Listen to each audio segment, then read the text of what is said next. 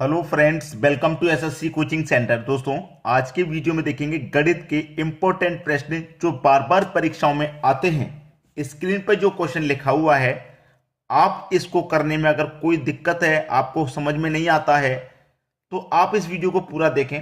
मैं क्या करता हूं, सभी चैप्टर से क्वेश्चन लेता हूं। जैसे मैंने ये वाला क्वेश्चन ले लिया ताकि आपको सभी चैप्टर से जानकारी मिलती रहे। ठीक है। यदि 10x equal to cot 50 plus 3x है तो x का मान पूछा है। x कहां पर है? x यहां पर है, x यहां पर है। x का मान पूछा है उसने, क्या होगा? ठीक है, चलिए, उसने x का मान पूछा है। अब यहां पे आपको दिया गया है कि कॉट 50 प्लस 3x है। कॉट 50 प्लस 3x, ठीक है। चलिए, यहां पे मैं आपको बता दूं कि cot 90 minus x equal to होता है कॉट 50 प्लस 3x। अब यहां पे होगा क्या भाई? कॉट से कॉट कट जाएगा, बराबर में इधर क्या बचा? 90 minus x equal to 50 plus 3x। अब देखना कि ये 50 बराबर के इधर आएगा, बॉर्डर पार करके, तो साइन चेंज हो जाएगा। इसका प्लस का है तो इधर आके माइनस का हो जाएगा, तो ये 90 माइनस 50 हो जाएगा इक्वल, और ये माइनस का x ये बॉर्डर पार करके इधर जाएगा, तो ये माइनस का है, इधर आके प्लस का, तो इधर 3x पहले से है, एक और x आके इधर शामिल हो जाएगा, तो ये हो जाएगा 4x। ठीक है। अब 90 में से 50 को माइनस कर दीजिए, कितना हो जाएगा? 40 इक्वल टू 4x। 4 से 40 कट जाएगा 10 टाइम्स, तो x का मान कितना आ गया? 10 आ गया। क्लियर है? सी ऑप्शन आपका सही जवाब है, कोई दिक्कत नहीं किसी को, आसानी से हो जाएंगे। अब देखेंगे अगला प्रश्न। अगला सवाल है, एक व्यापारी 30% के लाभ पर एक वस्तु बेचता है। देखिए, ये हो गया कॉस्ट प्राइस, ये हो गया भाई सेलिंग प्राइस। कोई भी वस्तु होगा उसका मूल्य अपने आप में 100% होगा, और व्यापारी 30% के लाभ पे बेचेगा। इसका मतलब 130% में बेचेगा। 100% की चीज को 130 में बेचेगा, तभी तो 30% का लाभ होगा। यदि वह इसे 50% अधिक में खरीदता है, 50% अधिक में खरीदता है, 50% अधिक में खरीदने का मतलब है कि 100 रुपए के बदले में वो 50% ज्यादा मूल्य दे रहा है, 150% मूल्य दे रहा है उसका, 150%। यानी कि कोई चीज 100 रुपए में है, वो क्या कर रहा है? 150 रुपए में उसे खरीद रहा है, तो 50% ज्यादा में खरीद रहा है कि नहीं खरीद रहा? ठीक है, तो निकाल लीजिए भाई। 150%, 150 का क्या निकालेंगे? 30%, क्योंकि अब हमारा जो कॉस्ट प्राइस है वो 150 हो गया। अगर 100 रहता तो 100 के लाभ पे 130 हो जाता। अब 150 हो गया तो इसका 30% निकाल लो। परसेंट का मतलब बटे में 100। 2 जीरो से आपके 2 जीरो कट गए, 15 त्रिक्का हो जाएगा भाई 45। ठीक है, 15 त्रिक्का 45। देखिए, यहां पे सीधा सीधा है कि 150% में क्या हुआ? उसने खरीदा और बेचा कितने में? 45 माइनस कर दीजिए। ठीक है, 150 में से क्या करेंगे? 45 माइनस करेंगे तो 105% हो जाएगा। 130 से अब कितने में बेच रहे हैं? 105 में। 130 से अब कितने में बेच रहे हैं? 105 में। और क्वेश्चन क्या कह रहा है कि 75 रुपए कम में बेचता है। पहले बेच रहा था 130 में, अब बेच रहा है 105 में, तो प्रतिशत में कितना कम बेच रहा है वो? 25%। और रुपए में कितना कम बेच रहा है? 75 रुपए। तो 25% की वैल्यू 75 रुपए के बराबर हो जाएगी, तो 1% की वैल्यू कितना? 3।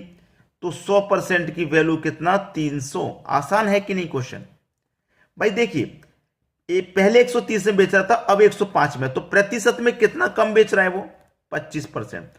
और रुपए में कितना बेच रहा है? 75। तो 25% की वैल्यू 75, तो 1 की 3 और 100 की कितनी हो जाएगी? 300, क्योंकि वस्तु का वो क्रय मूल्य पूछ रहा है, यानी कि 100% का मान, तो 300। बी ऑप्शन आपका सही जवाब हो गया। चलिए, अब देखेंगे अगला क्वेश्चन। अगला प्रश्न है, A square plus B square into A minus B का होल क्यूब अपॉन में दे रखा है A square B minus A B का स्क्वायर। अब देखना क्वेश्चन में क्या करना है, ध्यान से देखना है कि जब आप प्रश्न में देखेंगे तो यहां पे भी ए माइनस बी है और यहां पे भी ए माइनस बी, तो आपका जो ए माइनस बी है वो क्या आ जाएगा? कॉमन आ जाएगा। ए माइनस बी कॉमन चला गया, बचा क्या? ए स्क्वायर प्लस का बी स्क्वायर, ये बचा, माइनस है। अब देखना ए माइनस बी यहां से गया, ए माइनस बी यहां से भी गया, तो यहां पे क्या है, पावर 3, एक चला गया तो पावर 2 रह जाएगी। ठीक है, तो क्या रह जाएगा, ए माइनस बी का होल स्क्वायर। भाई एक ही तो कॉमन चला गया है, ठीक है, एक ही तो कॉमन, पावर 4 होती है, फिर एक कॉमन चला जाता तो 3 बचती है। ठीक है, अब बटे में क्या है आपके पास, A square B minus A B square. ठीक है, यही तो दे रखा है। अब यहां पे भी देखना, ए यहां पे भी है, ए यहां पे भी है, तो यहां पे भी ए कॉमन, बी यहां पे भी है, बी यहां पे भी है, तो बी कॉमन, बचा क्या आपके पास, ए माइनस बी। ठीक है भाई, एक ए कॉमन चला गया, दो में से एक चला गया तो एक ही तो बचेगा अंदर। यहां बी में से एक कॉमन आ गया तो बी 2 थी तो पावर एक ही तो बचेगा अंदर। अब ए माइनस बी से ये ए माइनस बी कट जाएगा, कट गया।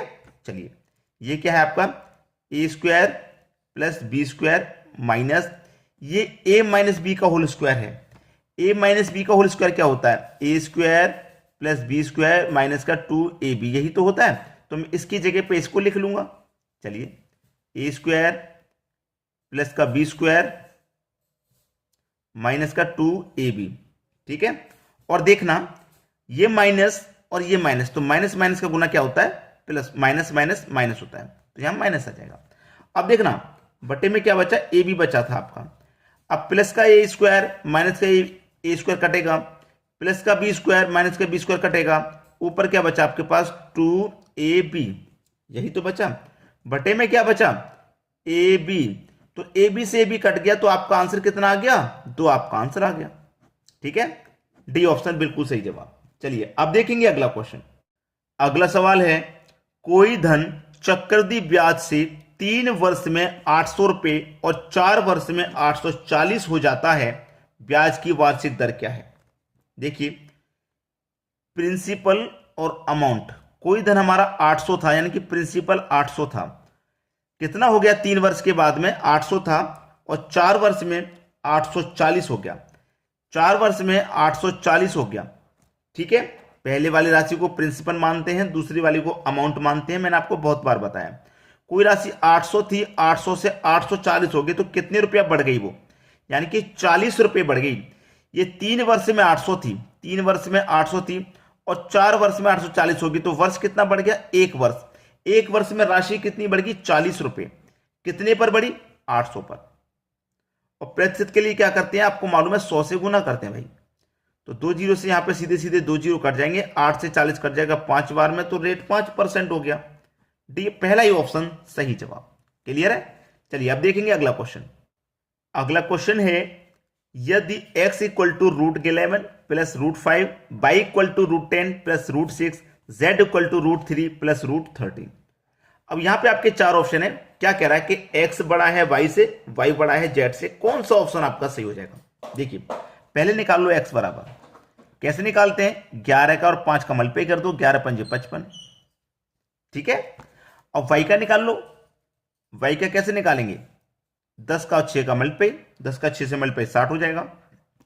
अब z का निकाल लो, कैसे निकालेंगे, 3 का 13 से मल्टीप्लाई, 13 3 का 39। अब देखना सबसे बड़ा कौन है भाई, सबसे बड़ा कौन है, सबसे बड़ा y है, तो y आपका सबसे बड़ा रहेगा।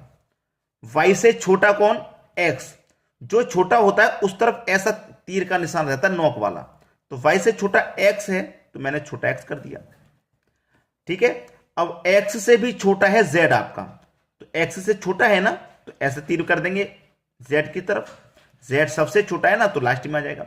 सबसे बड़ा y, y से छोटा x और x से छोटा z, किस ऑप्शन में है, y x, तो y के बाद यहां तो z आ रहा है, y x z, D option हो गया सही जवाब। क्लियर है। चलिए अब देखते हैं अगला सवाल। अगला प्रश्न है, यदि a अनुपात b अनुपात c बराबर 1 3 5, तो इसका पूरे का मान आपको बता देना है। आपको देखिए a का मान दे रखा है 1, b का दे रखा है 3, c का 5, a b c तीनों का दे रखा है, तो ये क्या हमारा 4, a का मान कितना है 1, तो 4 कमल पे 1 से करेंगे तो 4 ही रहेगा, माइनस b का मान आपका 3 है, प्लस का 2c, c का मान 5 है, तो 5 कमल पे 2 से करूंगा तो 10 हो जाएगा, अपॉइंट ए प्लस बी प्लस सी, ठीक है। ए आपका 1 प्लस बी आपका 3 प्लस सी आपका 5, ये तो दिया गया। तो 4 - 3 + 10 हो गया ऊपर, 1 और 3 4, 4 और 5 9, मल्टीप्लाई में 9 हो गया, ठीक है। चलिए 10 प्लस का 4 प्लस का 14, 14 में से माइनस करा 3 तो 11 बचा, बटे में कितना है आपका 9 त्रिक 27 है। 11/27 आपका सही जवाब है, 11/27 यानी कि सी ऑप्शन, ठीक है। चलिए अब देखते हैं अगला प्रश्न। अगला प्रश्न है 24% प्रतिवर्ष की दर से 15 महीनों के लिए 1200 रुपए की राशि पर चक्रवृद्धि ब्याज क्या होगा जब ब्याज 5 महीने के लिए संयोजित है। अच्छा क्वेश्चन है, इसीलिए मैं ये क्वेश्चन आपको होमवर्क के लिए देता हूं।